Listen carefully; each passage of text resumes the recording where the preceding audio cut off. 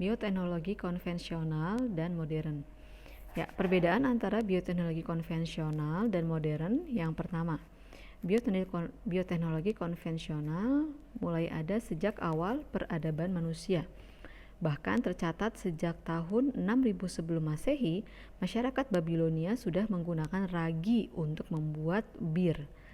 Tahun 4000 sebelum Masehi, masyarakat Mesir juga telah menemukan bahwa ragi dapat mengembangkan adonan roti.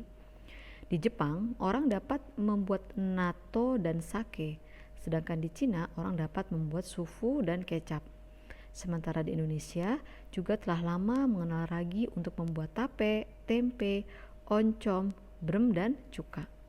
Nah, sedangkan bioteknologi modern itu berkembang sejak struktur dan fungsi DNA ditemukan. Jadi sejak awal abad ke-20 ya. Nah, cara pemanfaatan. Nah, pada bioteknologi konvensional menggunakan langsung hasil yang diproduksi oleh mikroorganisme. Sedangkan pada bioteknologi modern menggunakan organisme untuk memperbaiki dan meningkatkan kinerja genetik suatu organisme. Perbedaan yang ketiga, peralatan dan teknologi yang digunakan pada bioteknologi konvensional masih sederhana. Sedangkan pada bioteknologi modern, peralatannya sudah modern dengan berbagai macam teknologi.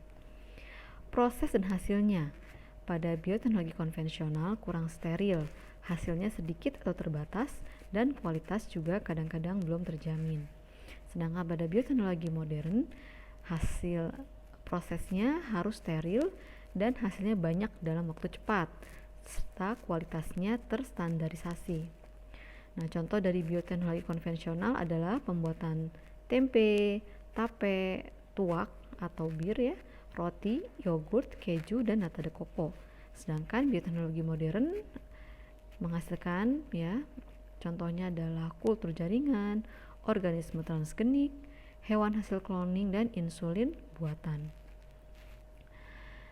Nah, pengembangan bioteknologi ada yang dalam kondisi non-steril dan steril.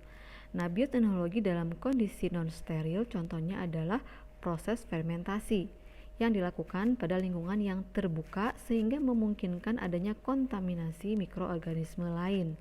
Contohnya adalah pengolahan limbah, pembuatan pupuk kompos. Selain itu juga ada pembuatan zat-zat biokimia ya, seperti asam sitrat, asam asetat, butanol, etanol ataupun gliserol. Sedangkan bioteknologi dalam kondisi steril yaitu di mana proses fermentasi berlangsung tanpa adanya kontaminasi mikroorganisme lain. Atau dengan kata lain kondisinya harus steril ya, sehingga membutuhkan alat-alat yang modern. Contohnya dalam pembuatan antibiotik, antibodi, enzim, asam amino, steroid, dan vitamin B12.